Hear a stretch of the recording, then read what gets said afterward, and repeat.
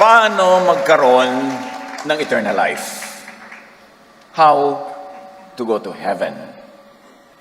Yang heaven, yan ang best-selling franchised product and service of many religions.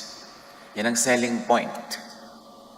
The issue of going to heaven is a source of hope, and the issue of not being able to go to heaven is a cause of fear. Napakaraming iba-ibang reseta kung paano nagkakaroon ng buhay na walang hanggan, kung kani-kaninong salita ang pinakikinggan at ipinapangaral, at yung kung kani-kaninong salita na yon ay ini-interpret pa ng kung sino-sino na kadalasan ang layo-layo na sa turo ni Jesus ang pinaniniwalaan ng mga taong paraan para magkaroon ng buhay na walang hanggan. Kaya tayo naman sa pagdaan ng panahon ay patuloy na binabalikan talaga yung turo ni Jesus, words of Jesus, dahil natakpan na, natabunan, nalagyan ng mga kutakot-takot na sapot ng mga doktrina ng iba-ibang mga grupo-grupo. Ano ang turo ni Jesus? Yun ang dapat alamin ng mga Kristiyano. How to have eternal life according to Jesus, not according to anyone else. Salamat Panginoon dahil may buhay na walang hanggan at may daan tungo sa buhay na walang hanggan. Patuloy niyo pong papagliwanagin ang aming isip, ipaliwanag, ituro sa amin ang pamamaraan ni Jesus. Turuan mo kami Panginoon na papaglinawin ang aming pag-iisip, mapili, masala ang mga galing sa katuruan mismo ng iyong anak na si Jesus. Maunawa namin ito, maipamuhay at pakinabangan. Salamat, kayo po ang mangusap. Ama, kayo po ang maging tunay na tagapagsalita sa ngalan ng iyong anak na si Jesus.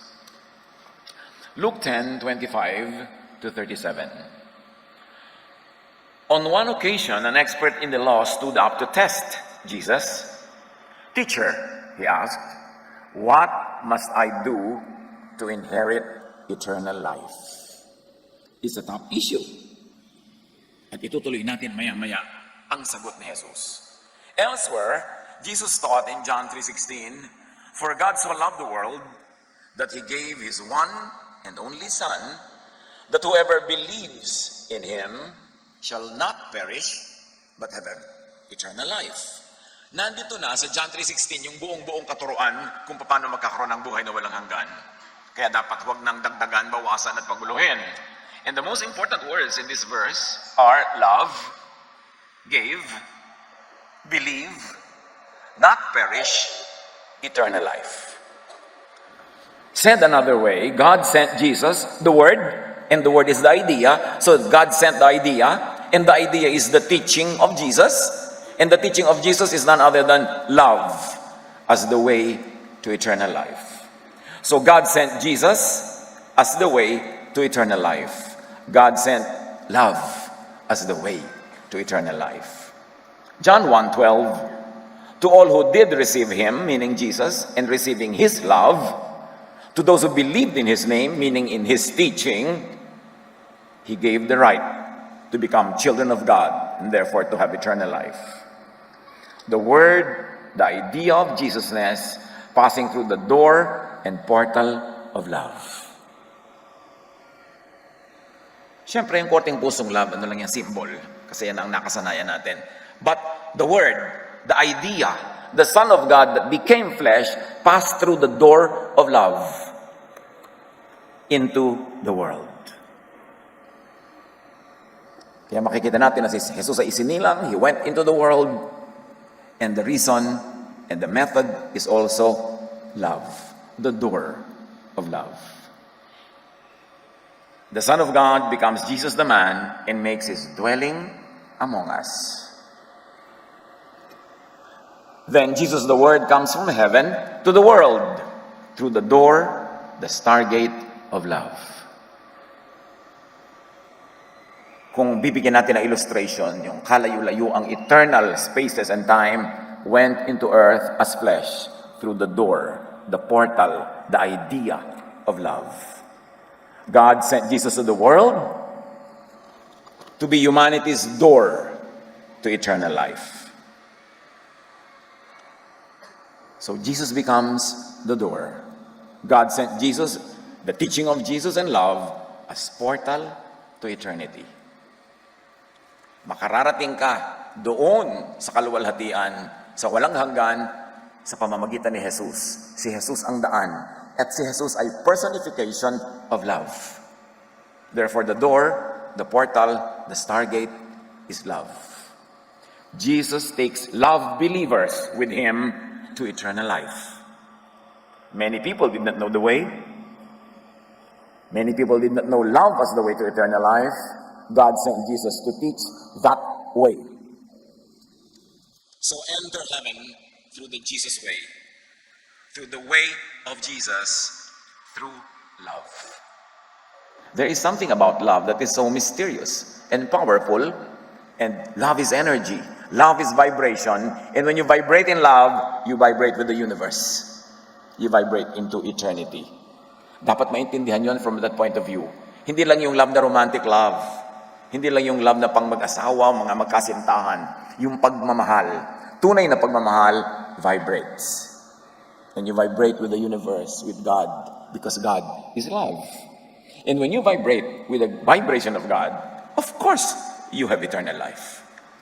Luke 10:25-37, yung nakaraan nating binabasa kanina. What must I do to inherit eternal life? Pinakamahalagang tanong ng nabubuhay pa lang dito sa katawang lupa. Sumagot si Jesus, what is written in the law? He replied, how do you read it?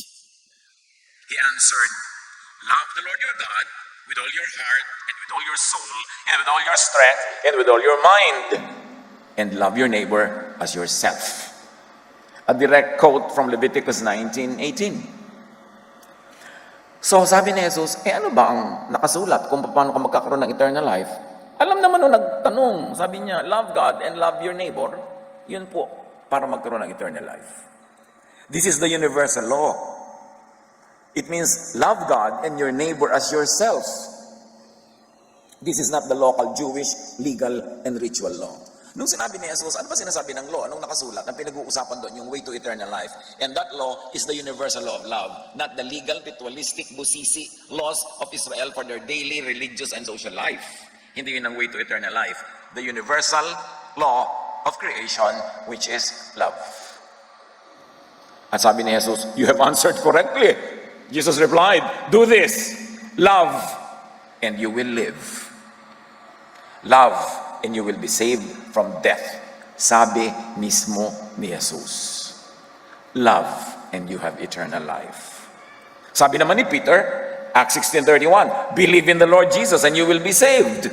Which means believe in love, because love is the message of Jesus, and you will be saved from damnation, and of course you will have eternal life. Matthew 22:37-40, Jesus replied, love God and your neighbor. All the law and the prophets hang on these two commandments. Ang dami kasing commandments, nakakalito na, hindi ba naman masunod-sunod lahat, lalo yung mga detalye niyan. Sabi ni Jesus, huwag kayong malito, love God, love others. Yan ang kahulugan ng law. Tapos yung iba, just to fulfill the law, just to follow and implement the law, they become unloving, they become cruel. They go to religious wars, they stone to death. Mga people who don't obey their religious laws, hindi na naging loving ang paggamit sa law, nagamit pa to unlove, to hate. Loving, according to Jesus, is fulfilling all the universal law, not the detailed religious laws of ancient Israel, the law of love. Loving means righteousness. Loving is counted as righteousness. Those who love are counted by God as righteous. Hindi yung nakakasunod sa mga butingting na mga batas ng ancient Israel. Ang nagmamahal ay sumusunod sa Diyos at ibinibilang, itinuturing na righteous. Therefore, loving equals eternal life. Gusto magpalusot pa nitong nagtanong, kasi obviously hindi siya loving Sabi ni Jesus, paano ba nagkakaroon ng buhay na walang hanggan? Yan ang tanong niya kay Jesus. Ang inaasahan niya siguro sagot, well, obey all the laws of Israel, do this, don't do that, don't do this, don't do that, and you will be having eternal life. Kaya sabi ni Jesus, love. Verse 29, but he wanted to justify himself for not being all loving, we suppose. So I asked Jesus, and who is my neighbor? Kasi sabi ni Jesus, love your neighbor and you will have eternal life. Sino naman po ang neighbor ko? Of course, Ang tanong niya, sino ang qualified na mahalin ko? Para magkaroon siya ng excuse para maraming hindi mahalin. In reply, Jesus said, and Jesus replied with a story. A man was going down from Jerusalem to Jericho when he was attacked by robbers. They stripped him of his clothes, beat him, and went away, leaving him half dead. A priest happened to be going down the same road, and when he saw the man, he passed by on the other side. May priest, religious leader. Nung makita niyang madadaanan niya yung nakahandusay na biktima, tumawid siya sa kabila at doon siya dumaan para huwag niyang kailanganing harapin at tulungan.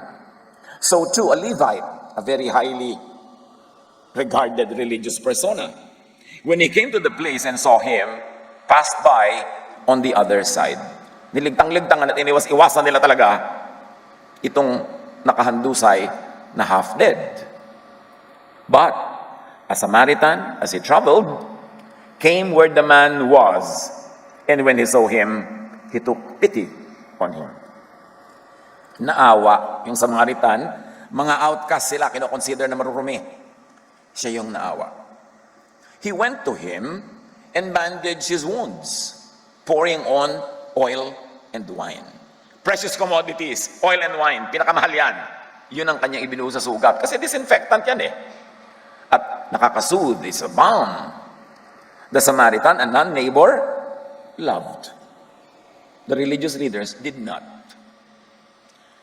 The love of this Samaritan was practical. It was clinical love. It was not sectarian religion, not doctrine, hindi kung ano-anong mga love na interpretation ng mga religions, plain, streetwise kind of love. The next day, he took out 2 denarii and gave them to the innkeeper. Look after him, he said, and when I return, I will reimburse you for any extra expense you may have. So dinala pa niya sa isang tuluyan, sa isang inn, sa isang mini hotel, kinuha niya ng kwarto, pinalinis niya, inasikaso, at ibinilin pa niya doon sa innkeeper. Alagaan mo siya, ha? Kakainin mo, at babalikan ko. Kung pagbalik ko, kulang pa itong mga iniwan ko sa iyong pondo, re-refund pa kita. Alagaan mo. Nagtanong ngayon si Jesus, which of these 3 do you think was a neighbor? The priest? The Levite? Or this outsider, downtrodden, maliit ang tingin na Samaritan? In other words, who loved his neighbor? And the question really is not who loved his neighbor, but who has eternal life then? Because di ba sabi ni Jesus, those who love will have eternal life? So sino sa tatlong yan ang may eternal life? Yung dalawang religious leaders o itong hindi man lang religious leader, hindi man lang religious, considered pa as an outsider? Which of these 3 do you think was a neighbor to the man who fell into the hands of robbers? The expert in the law replied, the one who had mercy on him. Jesus says, loving, helping others is the way to eternal life. Hindi ito emotion, kundi action. Pansinin natin, mga kapatid, walang binanggit si Jesus na religion, a religious act. Hindi niya sinabi, ang nagpabinyag sa tamang paraan ang magkakaroon ng eternal life. Ang sumali sa ganitong sekta ang magkakaroon ng eternal life. Ang nagsusuot ng ganitong kahabang palda ang magkakaroon ng eternal life. Ang ganito ang haircut ang magkakaroon ng eternal life. Sabi, yung tumulong, siya ang may eternal life. Para kay Jesus, that is high religion. Act of love. Minus the sectarian label. James 1:27 echoes the same powerful truth. Sabi niya, religion that God our Father accepts as pure and faultless is this: to look after orphans and widows in their distress. Hindi sabi mag-ayuno ka hanggang maging kalansay, no. Hindi sinabing huwag kakain ng ganito, itong kakainin mo. Kailangan huwag kang ganito't ganon. Dapat meron kang ganitong observation ng Sabbath at blah blah blah. Walang ganon sinabi si James. Na-echo lang ng sinabi ni Jesus. Sabi niya, alam niyo kung anong high religion? Nakatanggap-tanggap at kapuri-puri sa Panginoong Ama sa Langit, dalisay, at walang bahid to help the weak and the needy. To love. Hindi man-made doctrines na kung ano-ano. Hindi religious memberships. Walang brand ang spiritual movement and community na sinimulan ni Jesus. Later lang dumating yung mga brands at nagyera-gyera. The brands, sects, congregations incorporated and appeared much later. And of course, once they appeared, Guerra Mundial, mostly claiming to be the one true church and demonizing all other competitors. Kaya nagkagulo. To love is not religious debates and quarrels or wars. It's not rituals or activities. It's not even sacrifices. In fact, God is not delighted with sacrifices. Ano ang tunay daw na paraan para makarating sa buhay na walang hanggan? Ano ang tunay na daan ni Jesus? Itinuro ng Ama sa pamamagitan ni Jesus kasi yung mga tao kahit religious sila, hindi nila alam o nalimutan. Kaya kinailangan pang ipadala si Jesus. Sa Matthew 25, 34-40, sa pagtutuloy ng mga binabasa natin kanina.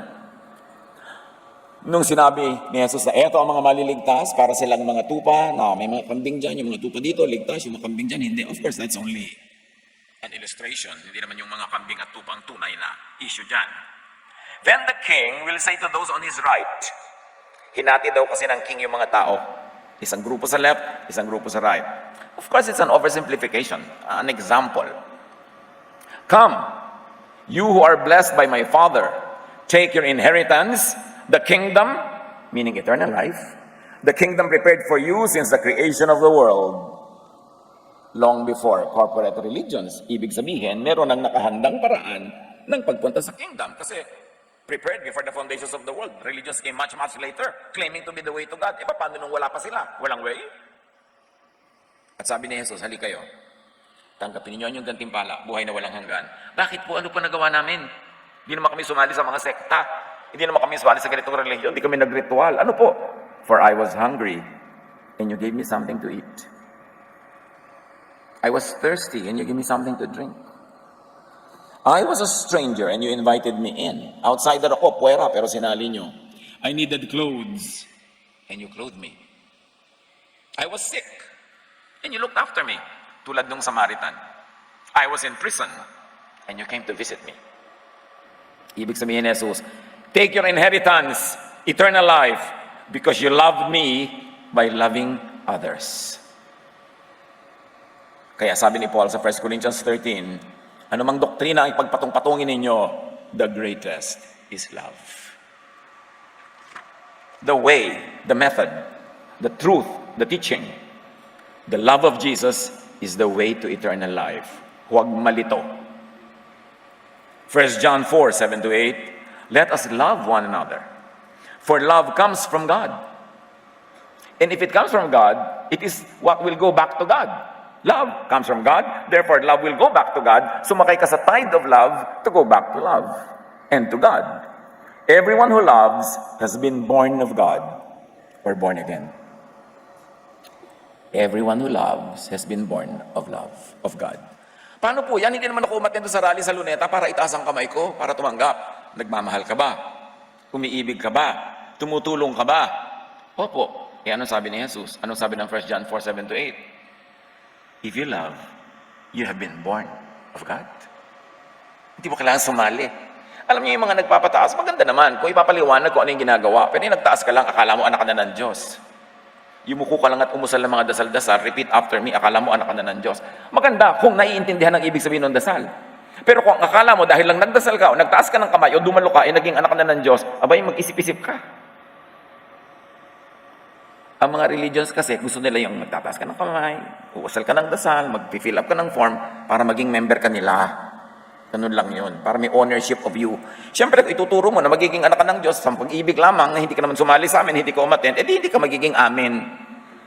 Wala kaming claim sa iyong tithes and offering.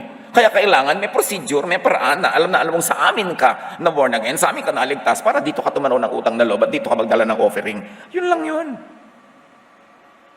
Pero ang totoong turo ni Jesus, ni James, ni Peter, pag nagmamahal ka, na patunay yun na anak ka nga ng Diyos. Kahit hindi ka member ng anumang sekta.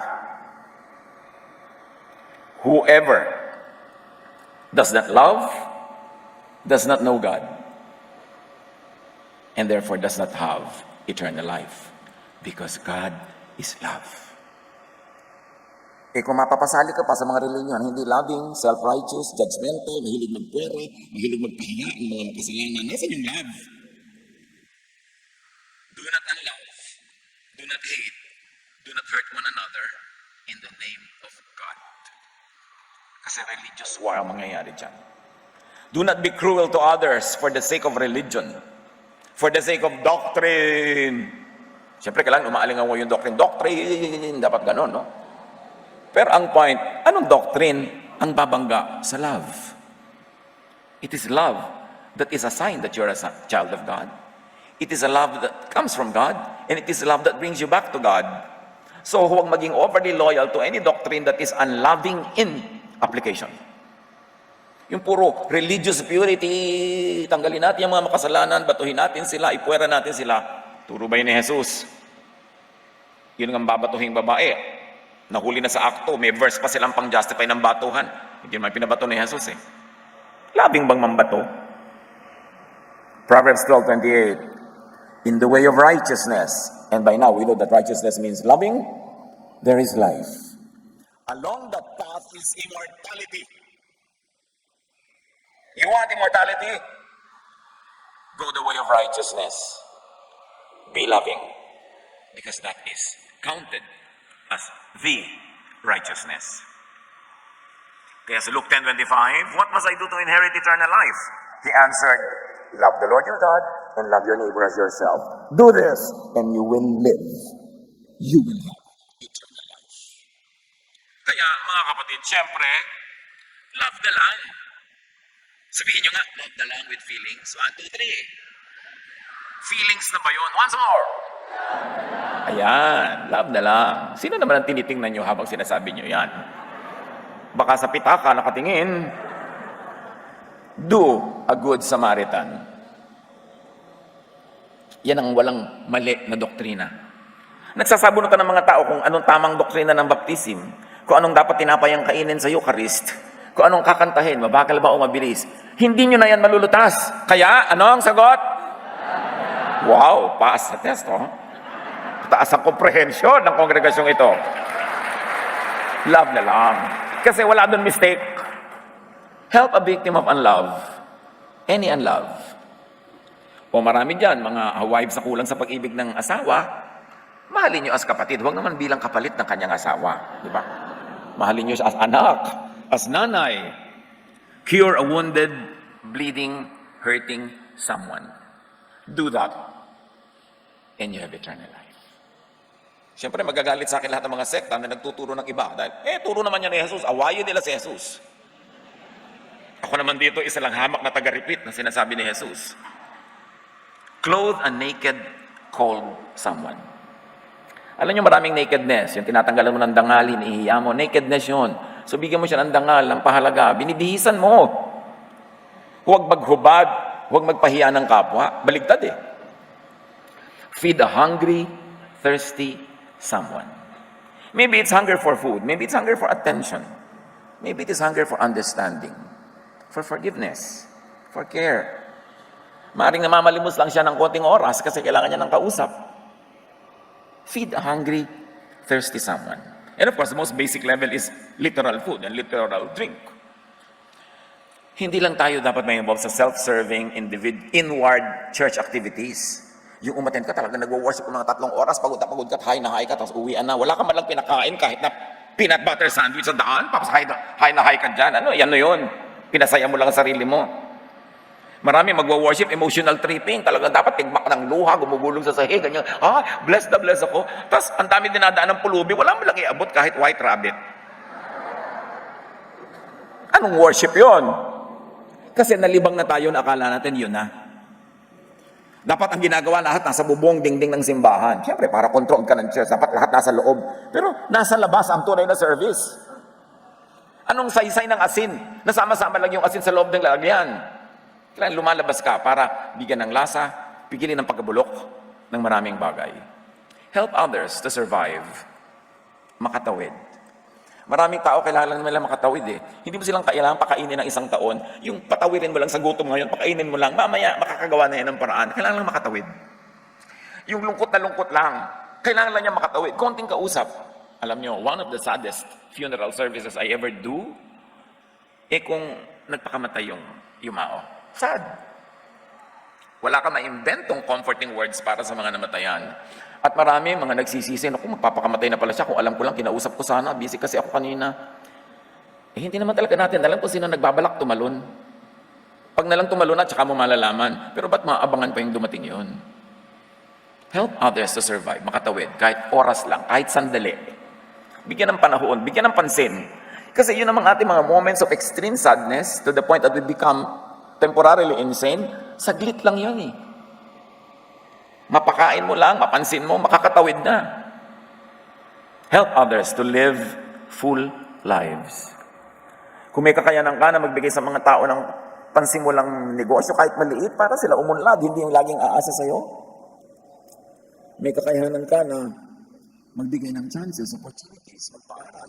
Kung di mo pag-aralin ng isang buong kurso, kahit isang semestre, mabigyan mo ng tulong, pangtawid, yung susunod. Saka na yun. Yun ang love. Yun ang gusto ni Jesus. At yun ang ginawa niya. Sa buong ministry niya, ang dami niya itinatawid. May karamdaman, papagalingin. Sabi nga nila, may isang babae that had 7 demons na pinalayas ni Jesus. Well, it could be literal demons, but I like to believe those are 7 psychiatric demons. Siguro, depressed, sad, hopeless, nagkakaroon mga panic attacks, nagkakaroon ng anxiety, kung ano-ano. Pero dahil sa pagtanggap ni Jesus, sa pag-ibig niya, naitawid at sinabi, napalayas ang 7 demonyo. Hindi naman kailangan yung mga demonyo yun, may pakpak na itim at may hawak na malaking tinidor. Kasi maraming inner demons na gumugulo sa atin. Ang kailangan ng tao, pagmamahal, pag-ibig, pagtanggap, hindi sermon, hindi paghusga. Ang kailangan niya, yung ginagawa ni Jesus, pag-ibig. Yan ang pandemic. Ang tunay na pandemic is lovelessness. At napakarami, zombie, buhay ang katawan, pero patay ang espiritu because of lack of love, lack of happiness, lack of joy, lack of peace. Kaya sabi ni Lord, I'll give you rest, I'll give you peace. Yan ang mga pangako niya. Hindi condemnation, hindi kung ano-ano mga sacrifices ang hinihingi niya. Magpahinga kayo. Sabi niya, I came to give you rest. Jesus, the Word, the idea of love, came from eternity, from God. Came to this world for His mission of love. And after completing His tour of duty, returned to eternity, to the Father. Do the same. You and your spirit came from God, from eternity. You were sent to this world for a picnic, an excursion to the earthly garden. You were sent to this world for a mission of love and also personal recreation. Do that. So John 14, 1-27, my Father's house, sabi ni Jesus, has many rooms. I am going there to prepare a place for you. I will come back and take you to be with me, that you also may be where I am. Thomas said to him, Lord, we don't know where you are going, so how can we know the way? Jesus answered, I am the way, and the truth, and the life. No one comes to the Father except through me. In other words, no one comes to the Father except through me, the door, except through the door of love. Whoever believes in me will do the works I have been doing. So works na naman, works of love. Balik-balik nun si Jesus. Walang nakakalito. At sabi niya, if you love me, keep my commands. And that is the command, love. Sabi niya, I'll give you one command, love.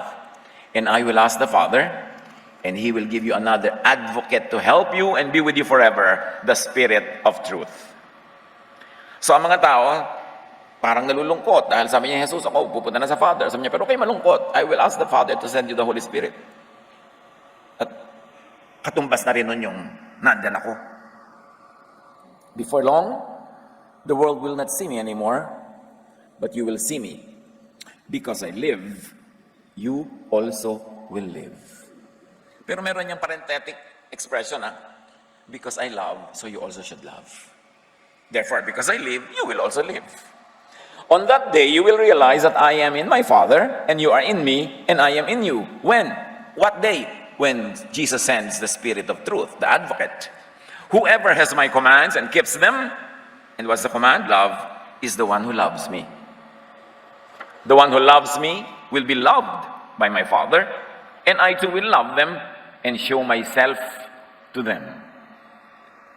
And Jesus replied, anyone who loves me will obey my teaching. My Father will love them, and we will come to them and make our home with them. Yung mga iba, walang ginawa kundi abangan ang langit. Na pumunta sila dun sa langit. Of course, marami kasing symbolism yung travel to eternity. Pero sabi ni Jesus, I and the Father will be with you. Huwag kayong mag-worry, kami pupunta sa inyo. Kaya sabi niya, thy kingdom come, thy will be done on earth as it is in heaven. Anyone who does not love me will not obey my teaching, will not love. Anyone who insists on the unloving law, on the unloving justice, sabi niya, they don't really believe in me. Kaya nakakalungkot ang dami nagtumatawag sa sarili nila Christian, pero actually hindi si Christ ang sinusunod, Pharisees. All this I have spoken while still with you. But the Advocate, the Holy Spirit, whom the Father will send in my name, will teach you all things and will remind you of everything I have said to you. Anong ipapaalala? Yung sabi ni Jesus, hindi yung sabi ng iba. Kaya ang dapat alalahanin, gunitain, balik-balikan, yung sabi ni Jesus. At sa Acts 2, verses 1 and so on, when the day of Pentecost came, they were all together in one place. Suddenly a sound like the blowing of a violent wind came from heaven and filled the whole house where they were sitting. They saw what seemed to be tongues of fire that separated and came to rest on each of them. All of them were filled with the Holy Spirit. Natupad na sa Acts chapter 2 ang sinabi ni Jesus, I will send you the Comforter. I will send you the Advocate. I will send you the one who will remind you of everything. Amazed and perplexed, the people asked one another, what does this mean? Bakit sila nag-i-speak in the tongues of the world and the languages of other cultures? Then Peter stood up, raised his voice, and addressed the crowd. This is what was spoken of by the prophet Joel. In the last days, God says, I will pour out my Spirit on all people. Pag may nagtatanong, Pastor, last days na po ba ngayon? Iha, basahin mo yung Acts chapter 2. Doon pa lang last days na.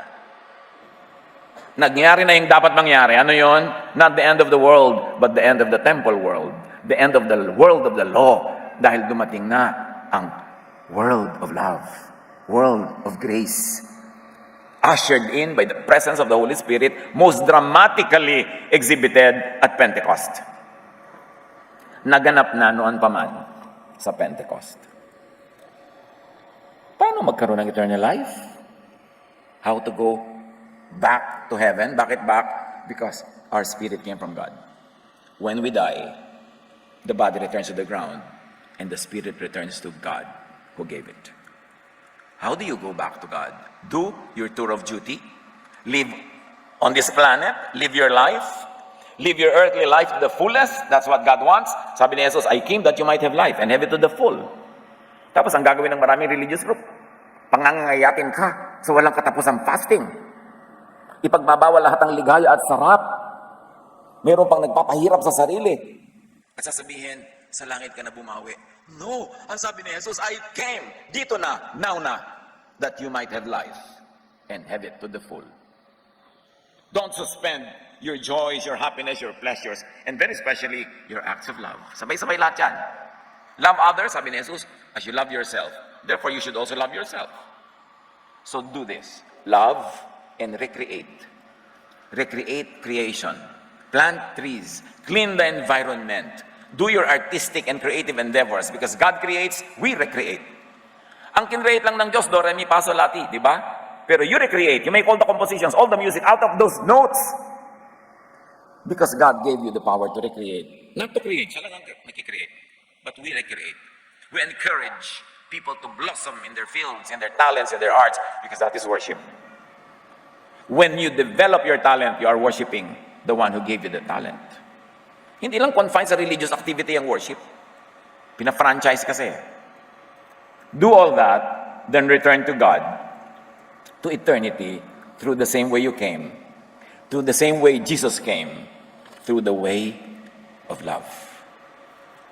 Ecclesiastes 12:7, the dust returns to the ground it came from, and the spirit returns to God who gave it. Alam niyo itong mensahe natin, ito pagkahaba-haba-haba-haba.